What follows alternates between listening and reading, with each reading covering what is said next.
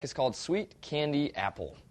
Go ahead and put some ice in a glass and measure out 3/4 of an ounce of Southern Comfort.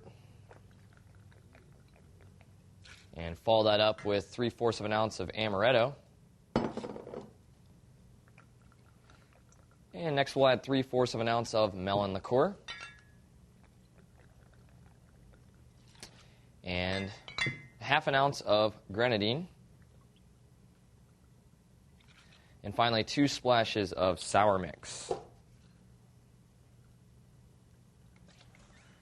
Okay, let's shake it up. Get a nice, cold, sweet candy apple. Okay, I've got our glass, and we'll pour it on in. Last thing to do is just give it a straw and drink it down. Bottoms up.